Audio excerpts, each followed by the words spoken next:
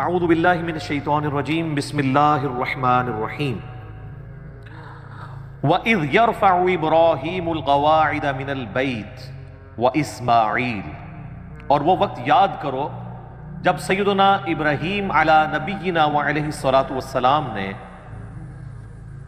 بلند کی بیت اللہ کی دیواریں، جس وقت وہ بنیادیں اٹھا رہے تھے، اور ان کے بیٹے اسماعیل بھی ان کے ساتھ تھے. اور ربنا تقبل منا، وہ ساتھ ساتھ یہ دعا کر رہے تھے، اے رب ہمارے قبول کر لے ہماری طرف سے اس ایفرٹ کو جو ہم تیرا گھر تعمیر کر رہے ہیں. انک انت السمیع العلیم، بے شک تو سننے والا ہے، علم والا ہے. صحیح بخاری اور مسلم کی متفق علیہ حدیث ہے کہ نبی صلی اللہ علیہ وآلہ وسلم سے پوچھا گیا کہ سب سے پہلے اللہ تعالیٰ نے اپنی عبادت کے لیے کون سا گھر بنایا؟ تو آپ صلی اللہ علیہ وآلہ وسلم نے فرمایا کہ بیت اللہ شریف، جو کہ مکے کے اندر ہے.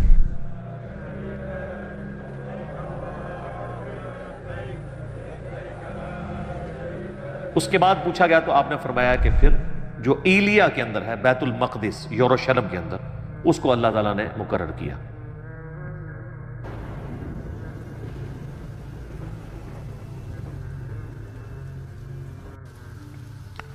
پھر پوچھا گیا ان دونوں کے درمیان کتنا فاصلہ تھا؟ تو فرمایا 40 سال کا.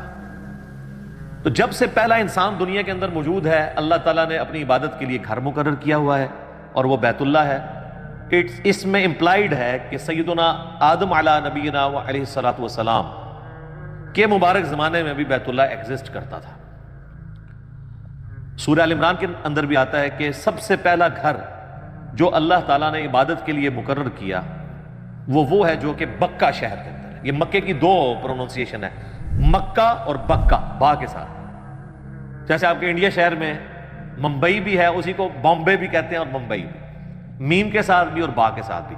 تو مکے کے بھی دو نام ہیں، ویسے تو کئی نام ہیں، لیکن اس پروننسیشن کے اوپر مکہ اور بکہ. تو یہاں پر اس کنسٹرکشن کی بات آ رہی ہے کہ جو وقت گزرنے کے ساتھ ساتھ بیت اللہ شریف کے آثار مٹ گئے تھے، پھر اللہ تعالیٰ نے وحی کے ذریعے حضرت ابراہیم علیہ السلام کو بتایا کہ ان جگہوں کے اوپر خانہ کعبہ شریف تھا، تو وہاں سے بنیادیں اٹھائیں، اور ان کا ذکر یہاں پر آیا ہے کہ وہ وقت یاد کرو جب ابراہیم اور ان کے بیٹے اسماعیل علیہ السلام بیت اللہ کی بنیادوں کو اٹھا رہے تھے، تو ساتھ ساتھ یہ دعا بھی کر رہے تھے، ربنا تقبل منا، اے اللہ ہماری طرف سے اسے قبول کر لے. یہ وہی دعا ہے نا جو سنن کبری البیہقی میں آتا ہے کہ صحابہ کرام علیہم رضوان عید والے دن جب ایک دوسرے کو ملتے تھے تو کیا دعا کرتے تھے؟ تقبل اللہ منا ومنکم، یا تقبل اللہ منی ومنکا، یعنی اللہ تعالیٰ ہماری طرف سے بھی قبول کر لے، یعنی جو ہم نے رمضان کے روزے رکھے، اور تمہاری طرف سے بھی، سنگولر کے سی کے ساتھ بھی اور پلورل کے سی کے ساتھ، دونوں ثابت ہیں. تو یہ انبیاء اکرام کا ایک طریقہ ہے، سنت ہے کہ جب بھی آپ نے کوئی بھی کام کرنا ہے تو اپنے رب کو بیچ میں شامل کرنا ہے، اس سے دعا کے ساتھ رجوع لے کے آنا ہے کہ اے اللہ ہماری اس کاوش کو اپنی بارگاہ میں قبول و منظور فرما، کیونکہ جب تک انسان اللہ تعالیٰ کے لیے مخلص نہیں ہوگا اس وقت تک اس کی عبادت قابل قبول نہیں ہوگی. بے شک تو سننے والا ہے، علم والا ہے، یعنی اللہ تعالیٰ ساری مخلوقات کو سنتا ہے، نہ صرف سنتا ہے بلکہ ہر چیز اس کے علم میں ہے کہ کون شخص اللہ تعالیٰ کے لیے اخلاص شو کر رہا ہے اور کون شخص جو ہے وہ دکھلاوے کے لیے سب کچھ کر رہا ہے.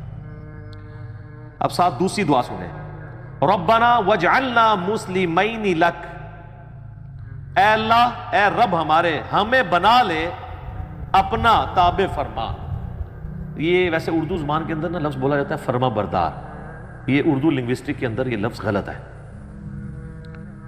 فرمان بردار کا مطلب ہوتا ہے فرمان اٹھا کر چلنے والا، ٹھیک ہے؟ جس طرح ریڑا بردار، جس نے ریڑی کا بوجھ اٹھایا ہوا ہے، تو فرمان بردار کو یا فرما بردار جو ہم لفظ بولتے ہیں، یہ بھی غلط العام لفظ ہے. اس کا مطلب فرمان اٹھا کے چلنے والا لفظ ہے اصل میں تابع فرمان، فرمان کی اتباع کرنے والا. خالی چوکے نہ ٹرتا رہے جو ویسے چوکے ٹر رہے ہیں. تو یہاں پہ بھی ترجمہ اکثر لوگ ویسے ادھر بھی جو میرے پاس قرآن پاک پڑھا ہوا ہے پیر کرم شاہ صاحب کا، انہوں نے بھی وہ لفظ غلط استعمال کیا ہے، فرما برداری لفظ استعمال کیا ہے. یہ لفظ ہے تابع فرما. اے رب ہمارے بنا لے ہمیں اپنا تابع فرمان، وَمِنْ ذُرِّيَّتِنَا اور ہماری اولاد کو بھی، اُمَّةً مُسْلِمَةً لَكَ ہماری اولاد کے اندر ایسی جماعت پیدا کر دے جو تیرے ساتھ تابع فرمان ہو، مسلم ہو۔ دیکھیں مسلم کا لفظ کنٹینیوسلی 2 دفعہ ہے، اور یہ لفظ حضرت ابراہیم علیہ السلام کی ایک خوبی ہے جو قرآن حکیم میں جگہ جگہ آئی ہے۔ ما کان ابراہیم یہودیا ولا نصرانیا، ابراہیم نہ تو یہودی تھے نہ نصرانی تھے، ولیکن کان حنیفا مسلما، بلکہ وہ سب سے ٹوٹ کر ایک اللہ کے ہو گئے تھے اور اللہ کے تابع فرمان تھے، وما کان من المشرکین اور مشرک نہیں تھے۔ مسلم کا مطلب ہوتا ہے ٹو سبمٹ یور ول، اپنی مرضی کسی اور کے سپرد کرنا، مراد یہ کہ میں تو اپنے آپ سے دستبردار ہوتا ہوں، جو تیری مرضی، اسے کہتے ہیں مسلم۔ بل ملت ابراہیم حنیفا وما کان من المشرکین، پیروی کرو ابراہیم علیہ السلام کی ملت کی جو مشرک نہیں تھے۔ هو سماکم المسلمین من قبل وفی ھذا ملت ابیکم ابراہیم، یہ سورہ حج کی آیت نمبر 78 ہے۔ پیروی کرو ابراہیم علیہ السلام کی ملت کی، هو سماکم المسلمین، جنہوں نے تمہارا نام مسلم رکھا تھا، من قبل وفی ھذا، اس قرآن کے نزول سے پہلے بھی اور اس قرآن کے اندر بھی اللہ نے تمہارا نام کیا رکھا ہے؟ مسلم، سر تسلیم خم کرنے والا۔ اور یہ واحد مقام ہے سورہ حج کا جہاں پہ مسلم ایز اے ورڈ استعمال ہوا ہے، ایز اے اسم۔ باقی جگہ مسلم اپنے آپ سمجھ لیں لغت کے معنوں میں تابع فرمان کے طور پہ آیا ہے۔ اس لیے جب ہم کہتے ہیں نا اپنے آپ کو مسلم کہیں، وہ کہتے ہیں نہیں، مسلم کا مطلب یہ نہیں ہے کہ آپ نے اپنے آپ کو مسلم کہنا ہے، مطلب یہ ہے کہ اللہ کا تابع فرمان ہونا ہے۔ یا ایھا الذین آمنوا اتقوا اللہ حق تقاتہ ولا تموتن الا وانتم مسلمون، اے ایمان والو اللہ کا تقوی اختیار کرو جیسا کہ حق ہے، اور دیکھنا تمہیں موت نہ آئے مگر تم مسلم مرنا، یعنی اللہ کے تابع فرمان مرنا، اللہ تعالیٰ کی اطاعت میں تمہیں موت آئے۔ تو کہتے ہیں یہاں مسلم کا مراد یہ نہیں ہے، بیسیکلی وہی جسٹیفائی کرنا چاہ رہے ہوتے ہیں کہ آپ اپنے آپ کو سنی، شیعہ، بریلوی، دیوبندی، اہل حدیث یہ ان چیزوں میں بانٹ سکتے ہیں۔ تو وہ کہتے ہیں بریلوی بھی مسلم ہے لیکن یہ والا مسلم نہیں، وہ کہتے ہیں مسلم ہے تابع فرمان، تو ہم اللہ کو مانتے ہیں، اس کے رسول کو مانتے ہیں، ان کی مانتے ہیں۔ دیوبندی بھی یہی کہیں گے، اہل حدیث بھی۔ تو یہ جو سورۃ الحج کی آیت نمبر 78 ہے نا، ہوا سماکم المسلمین من قبل وفی ھذا، اس نے تمہارا نام مسلم رکھا ہے اس قرآن کے نزول سے پہلے، اور اللہ نے اس کتاب میں تمہارا نام مسلم رکھ دیا، یعنی ہم ابراہیمی ہیں، ابراہیم نے ہمارا نام بھی، ہوا سماکم تمہارا اسم۔ وہ جب ہم بھی کوئی اس طرح کی اور آیت پیش کریں نا، ربما یود الذین کفروا لو کانوا مسلمین، کافر قیامت والے دن یہ خواہش کریں گے کاش ہم دنیا میں مسلم ہوتے۔ وہ کہتے ہیں اس سے مراد مسلمان ہونا نہیں ہے، آپ اندازہ کریں کہ مسلمان کو مسلمان کہلاتے ہوئے شرم آتی ہے۔ وہ کہتے ہیں اس سے مراد ہے کہ تابع فرمان ہوتے ہیں، ہم اللہ کی مان لیتے ہیں۔ تو اس حوالے سے قرآن میں صرف ایک ہی آیت ہے جو ان کا منہ بند کر سکتی ہے، ہوا سماکم المسلمین، سورۃ الحج آیت نمبر 78۔ تو یہاں پہ بھی دیکھ لیں، یہ مسلم ہماری صفت بھی ہے اور نام بھی ہے۔ کیا بات ہے جی مسلمان کی، مسلمان تو ہم لفظ استعمال کر لیتے ہیں اردو میں یا فارسی میں۔ وَأَرِنَا مَنَاسِكَنَا، اور ہمیں عبادت کے طریقے بھی سکھا دے، چونکہ اللہ کا گھر بنا رہے تھے تو انہوں نے کہا ہمیں عبادت کے طریقے بھی سکھا دے، اور اسی میں امپلائڈ ہے کہ حج کا طریقہ، جو لوگ آئیں گے یہ ساری چیزیں ہمیں سکھا دے۔ وَتُبْ عَلَيْنَا، اور ہم پر اپنی توجہ فرما۔ اچھا، اللہ تعالیٰ کا نام بھی ہے التواب، اور مخلوق بھی تواب ہے۔ مخلوق اس اعتبار سے تواب ہے کہ مخلوق جب اللہ کی طرف رجوع لاتی ہے نا تو اللہ تعالیٰ بندے کی طرف رجوع لاتا ہے۔ یعنی انسان کوئی نافرمان ہے، باغی ہے، اسے شرمندگی ہوئی کہ میں اب اللہ کے ساتھ اخلاص کے ساتھ چلوں گا، پرانے گناہوں سے میں توبہ کرتا ہوں، تو اس سے کہتے ہیں توبہ کا لفظ بھی استعمال ہوتا ہے، رجوع لانے والا۔ تو اس کے اگینسٹ اللہ بھی رجوع لاتا ہے، جو بخاری مسلم دونوں میں حدیث ہے کہ اللہ تعالیٰ کو اپنے گنہگار بندے کی توبہ پہ اتنی خوشی ہوتی ہے، اس کو مثال سے آپ علیہ السلام نے بیان کیا کہ اگر کوئی شخص کسی ریگستان میں ہو اور اس کا سارا سامان اس کے اونٹ کے اوپر لدا ہوا ہو، اور وہ تھوڑی دیر کے لیے سستائے کسی جگہ پر، اور اس کی آنکھ کھلے تو وہ سارا اونٹ ساز و سامان سمیت وہاں سے غائب ہو، اور اب کئی مہینے کی مسافت کے اوپر ریگستان ہی ہے، وہ سواری تھی جو چل سکتی ہے، یہ اونٹ ہی ہے جو ریگستان میں 1 مہینے تک بغیر پانی پیے چل سکتا ہے، وہ پانی سٹور کر لیتا ہے۔ تو اب وہ ایک جگہ لیٹ کے اپنی موت کا انتظار کرنا شروع کر دے کہ اب تو میں بچ ہی نہیں سکتا، کیونکہ چلوں گا بھی تو ریگستان پار تو نہیں کر سکتا۔ اسی دوران اس کی آنکھ لگے اور جب دوبارہ کھلے تو اس کا اونٹ سامنے اس کے ہو، تو اس کو جتنی خوشی ہوگی نا، اس سے زیادہ خوشی اللہ کو ہوتی ہے جب کوئی گنہگار بندہ اس کی طرف رجوع لے آتا ہے۔ استغفر اللہ الذی لا الہ الا ہو الحی القیوم واتوب الیہ۔ اللہم انت ربی لا الہ الا انت خلقتنی وانا عبدک وانا علی عہدک ووعدک ما استطعت اعوذ بک من شر ما صنعت ابوء لک بنعمتک علی وابوء بذنبی فاغفر لی فانہ لا یغفر الذنوب الا انت۔ یہ سید الاستغفار ہے جو صحیح بخاری کے اندر آیا ہے۔ لا الہ الا انت سبحانک انی کنت من الظالمین۔ اچھا، مسلم شریف میں ایک طریق ہے، اس میں آگے یہ بھی الفاظ ہے کہ وہ بندہ اتنا خوش ہو کہ خوشی میں اللہ کو یہ کہنا چاہ رہا ہو کہ اے اللہ میں تیرا بندہ تو میرا رب، لیکن اس کی زبان لڑکھڑا جائے اور وہ یہ کہے کہ اے اللہ تو میرا بندہ اور میں تیرا رب۔ یعنی یہ لڑکھڑانے کی مثال، آگے الفاظ ہے من شدت الفرح، خوشی کی شدت کی وجہ سے۔ یہ نہیں کہ اس نے جان بوجھ کے کہا ہے وقتی طور پہ، اور نہ یہ ہے کہ وہ بار بار کہتا ہے، کیونکہ صوفیاء اسی سے اپنے کفریہ کلمات کی پلی لیتے ہیں، تو میں نے پھر ان کی پوری کلاس لی ہے کہ یار یہ تو وہ کانٹیکسٹ ہی بالکل ڈیفرنٹ ہے۔ تو یہ اللہ تعالیٰ کو اپنے بندے سے توبہ لانے کے اوپر خوشی ہوتی ہے، تو کہہ رہے ہیں اے رب ہمارے تو ہمارے اوپر توجہ فرما، انک انت التواب الرحیم، بے شک تو توبہ قبول کرنے والا رحم فرمانے والا ہے۔ کیا بات ہے! تو التواب بھی ہے رجوع، یعنی بندہ جب رجوع لاتا ہے تو بھی رجوع لاتا ہے، اور الرحیم بھی ہے۔ الرحیم اللہ کی صفت ہے کانٹینیوشن والی، اور رحمان کہتے ہیں کسی کا رحمت اتنی بڑی ہو کہ ٹھاٹھے مارتے ہوئے سمندر کی طرح ہو، اور رحیم وہ سمندر میں تو کبھی کبھار ہی طغیانی آتی ہے، رحیم وہ کہ ہر وقت ہی ٹھاٹھے مارتی ہو۔ تو آپ دیکھ لیں بسم اللہ الرحمن الرحیم سے ہمارا قرآن پاک شروع ہوتا ہے، مصحف، اگرچہ وہ سورۃ الفاتحہ کا حصہ نہیں ہے لیکن مصحف سٹارٹ اسی سے ہوتا ہے۔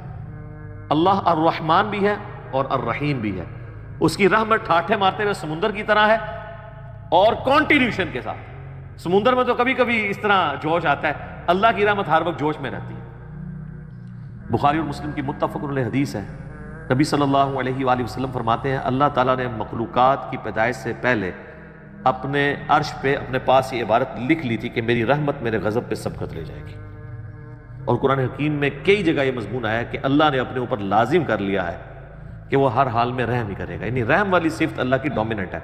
اگرچہ اللہ عدل فرمانے والا ہے، عدل کا تقاضا تو یہ تھا ہمارے نزدیک کہ رحم اور غضب برابر ہوتا، لیکن اس کی رحمت اس کے غضب پر سبقت لے جاتی ہے۔ لے جی، اب حضرت ابراہیم علیہ السلام کی دعا آ رہی ہے میرے لیے، آپ کے لیے۔ ربنا وابعث فیہم رسولا منہم یتلو علیہم آیاتک، اے رب ہمارے ان کے اندر، یعنی ابراہیم علیہ السلام ان کے بیٹے دعا کر رہے ہیں ہماری جو اولاد تم نے تابع فرمان اے اللہ بنانی ہے تو نے، ان میں ایک رسول بھیج انہی میں سے، تو ہمارے اوپر یہ احسان ہے۔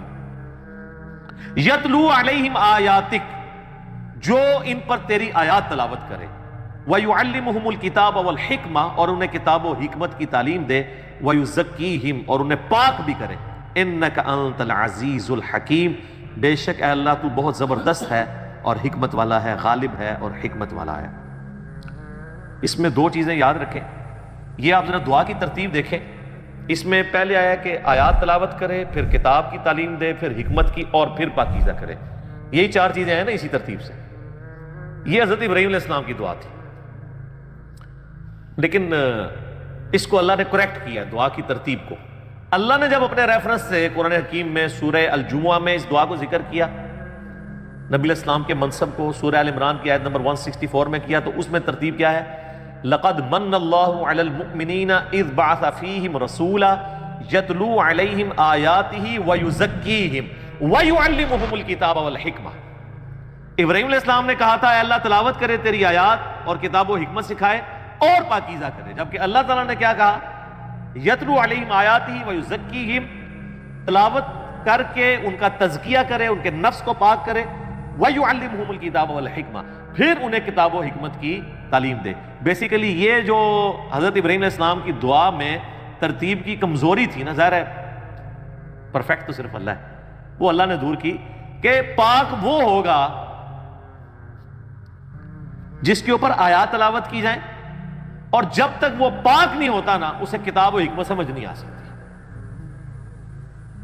تو اس میں تلاوت کرے تیری آیات اور ان کو سکھائے کتاب و حکمت اور پاک کرے، جبکہ اللہ نے کیا کہا؟ یتلو علیہم آیاتہ ویزکیہم وَيُعَلِّمْهُمُ الْكِتَابَ وَالْحِكْمَةَ وَإِنْ كَانُوا مِنْ قَبْلُ لَفِي ضَلَالٍ مُبِينٍ، اور اس سے پہلے یہ لوگ کھلی گمراہی میں تھے۔ اسی کانٹیکسٹ میں ایک جامعہ ترمذی میں حدیث ہے، نبی صلی اللہ علیہ وآلہ وسلم سے پوچھا گیا کہ آپ پہ نبوت کب واجب ہوئی؟ تو آپ نے فرمایا میں اللہ کے ہاں اس وقت بھی نبی لکھا ہوا تھا جب آدم مٹی اور پانی کے درمیان تھے، یعنی اللہ تعالیٰ کے ڈیوائن علم میں نبی صلی اللہ علیہ وآلہ وسلم اس وقت بھی نبی تھے جبکہ آدم علیہ السلام بھی پیدا بھی نہیں ہوئے تھے، اللہ کے علم میں۔ اس کو سپورٹیو ایک حدیث ہے جو مسند امام احمد میں صحیح سند کے ساتھ ہے، اور سنن کبریٰ البیہقی کے اندر موجود ہے، دلائل النبوہ امام بیہقی کی کتاب کے اندر، المستدرک للحاکم کے اندر، صحیح ابن حبان کے اندر، کہ نبی علیہ السلام نے فرمایا میں اللہ کے ہاں اس وقت بھی خاتم النبیین لکھا ہوا تھا۔ اور یہ دونوں حدیثیں کنزیکٹیو مشکات میں نبی علیہ السلام کے فضائل کے چیپٹر میں بھی آپ کو مل جائے گی۔ میں اللہ کے ہاں اس وقت بھی خاتم النبیین لکھا ہوا تھا جب آدم علیہ السلام مٹی اور پانی کے درمیان تھے، میں دعائے ابراہیم ہوں۔ یہ دعائے ابراہیم آ گئی۔ دعائے ابراہیم کیا ہے؟ سورۃ البقرہ آیت نمبر 129، ربنا وابعث فیہم رسولا، اے اللہ رسول بھیج دے۔ نبی علیہ السلام کی پیدائش کی، دنیا میں آنے کی دعا ابراہیم علیہ السلام نے کی ہے اور ان کے بیٹے اسماعیل نے۔ تو حضور نے کہا میں دعائے ابراہیم ہوں، اس کے آگے الفاظ ہیں میں دعائے ابراہیم ہوں، میں عیسیٰ کی بشارت ہوں، میں اپنی ماں کا وہ خواب ہوں جو انہوں نے پیدائش کے وقت دیکھا کہ ان کے لیے ایسا نور ظاہر ہوا جس سے شام کے محلات بھی روشن ہو گئے۔ نبی علیہ السلام کی والدہ نے حضور کی پیدائش کے وقت ایک نور دیکھا تھا، اور ان کو اللہ نے وہاں مکے میں بیٹھے ہوئے شام کے محلات، جو رومن امپائر سب سے بڑی اس وقت کی سپر پاور تھی، اس کا جو گڑھ آپ سمجھ لیں آج کے اعتبار سے وائٹ ہاؤس دکھا دیا، امریکہ ہے نا۔ تو آپ علیہ السلام کی والدہ کو بتا دیا گیا تھا کہ آپ کا جو آپ سے بیٹا پیدا ہو رہا ہے نا، یہ کوئی عام انسان نہیں ہوگا، شام کے محلات بھی جو ہے وہ مغلوب ہو جائیں گے، وہاں پہ بھی اللہ کا پیغام پہنچے گا۔ پھر لوگوں نے دیکھا ہے شام مسلمانوں کے پاس آیا، حضرت عمر کے دور میں فتح ہوا ہے ٹل 1917 تک۔ یہ تو اب 100 سال گزرے ہیں نا، ہم سے چھن گیا، ورنہ مسلسل 1300 سال تک۔ بیچ میں ایک دو دفعہ رومنز آئے ہیں، وہ صلاح الدین ایوبی نے فتح کر لیا تھا دوبارہ، وہ شام مسلمانوں کے پاس ہے۔ اهلا ومرحبا بالخليفة العادل۔ السلام عليكم ورحمة الله۔ ابھی بھی یہودی زبردستی یہ بات ہے، اللہ اکبر۔ تو یہ حدیث شریف میں وہاں سے شروع ہوا کہ شام کے محلات نبی علیہ السلام کی والدہ کے لیے شو ہو گئے۔ میرے بھائیوں، اس حدیث میں بھی اس بات کا اشارہ موجود ہے کہ نبی علیہ السلام کے جو والدین ہیں نا، ان کے بارے میں بالکل زبان درازی نہیں کرنی چاہیے۔ دیکھیں یہ کوئی چھوٹی معمولی واقعہ نہیں ہے، نبی علیہ السلام کی والدہ کو ایک پروٹوکول اللہ نے دیا ہے، وہ اہل فطرت میں سے۔ تو ایمان والدین مصطفیٰ کے حوالے سے اہل سنت کے ہاں کیا نظریات پائے جاتے ہیں، دلائل کیا ہیں، مسئلہ 98 میں ریکارڈڈ ہے، وہ آپ دیکھ سکتے ہیں، یہاں میں نے ایک ضمناً بات کر دی۔